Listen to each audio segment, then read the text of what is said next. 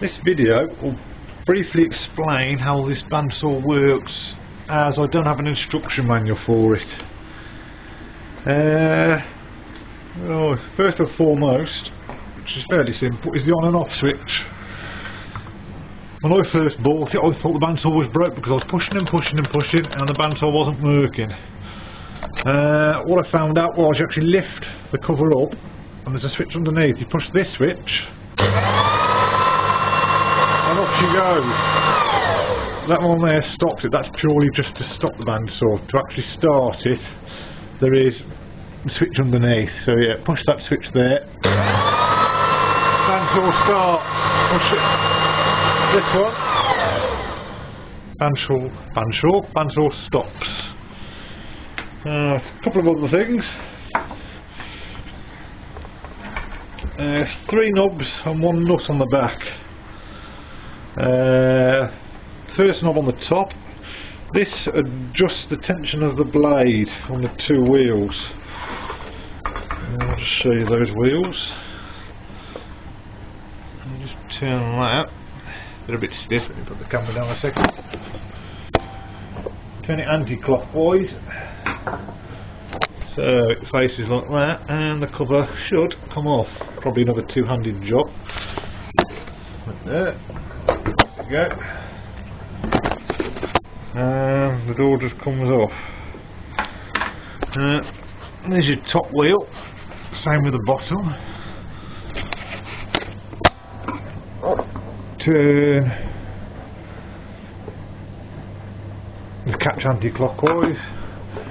And the door just comes off. That one's a bit of a fiddle on the bottom, but the doors come off. As I was saying, this top knob here adjusts the height of the top wheel, obviously, and also adjusts the tension on the bandsaw blade. But before you actually turn that knob, you have to slacken this nut off here.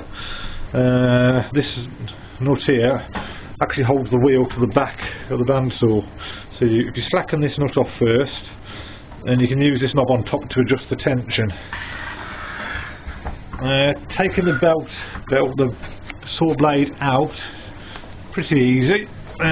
This here cover just slides out slightly. It doesn't come all the way, but it comes out just enough so you can unhook the saw from around the back of it, the saw blade from around the back of it. To get the front side of the bandsaw blade off, underneath the unit, you can just see there's a catch. You slacken off both of those screws. You don't have to take them out, and that plate rotates to allow you to slide the bandsaw out of the slot there. Oh, that's as far as I know. And there's 2 more knobs on the back. This one here alters the tracking of the bandsaw on the wheels. I'm not sure if you can see. Inside that cover there, just so you can see the blade sat centrally on the top wheel. If it isn't sat on centrally on the top wheel for whatever reason, you can turn this knob here on the back, and that'll tilt the wheel one way or another to alter the tracking on the blade. If I can, I'll just show you how that works.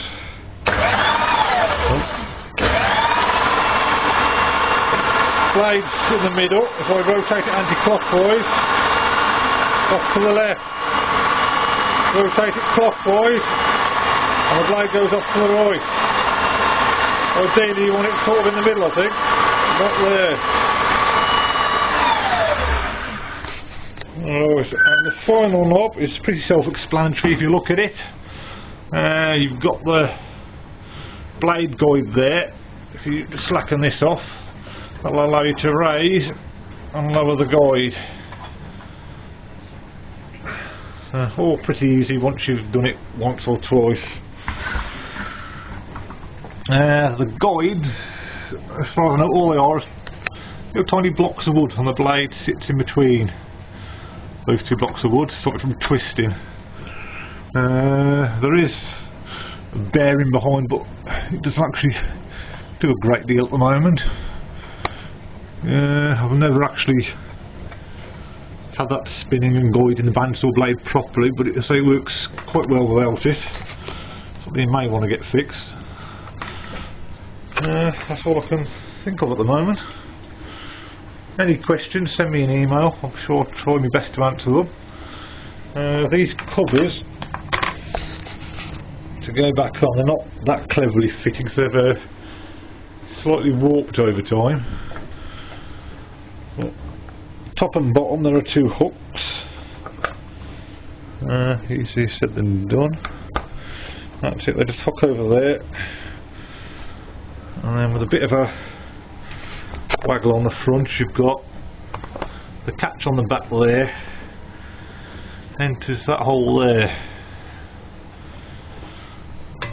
That's it, it's in. And you just rotate that catch again, so it's back to the horizontal position. Turn it clockwise. It's quite stiff, it does go. So that's what position there, and it's locked. Same for the bottom door.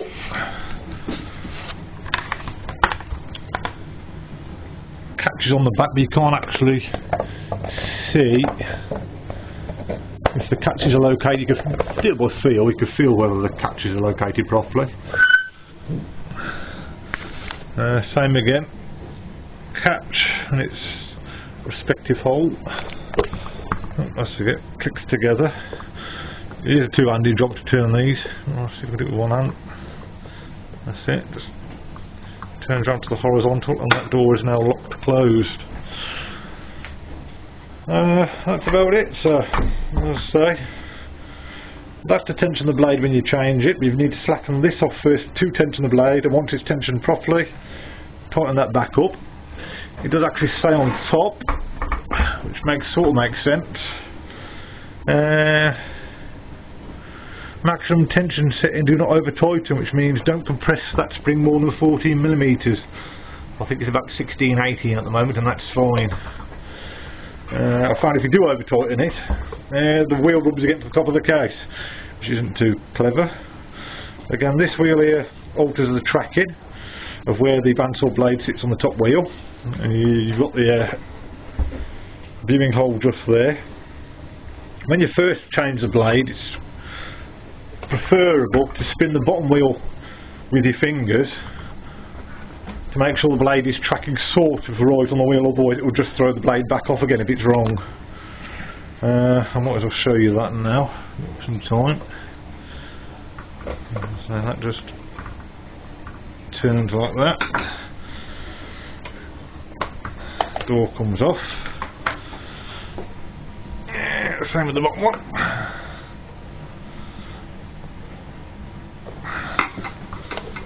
Door comes off.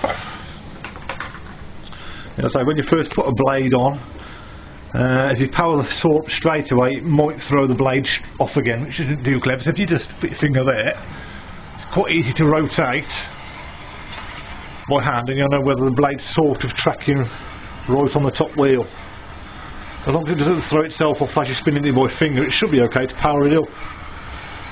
And then you can do the final tracking, as I say, with the bandsaw running via the knob on the back. I can't think of anything else more to say about the bandsaw. It's as it is, simple enough to operate. Hope you have fun with it.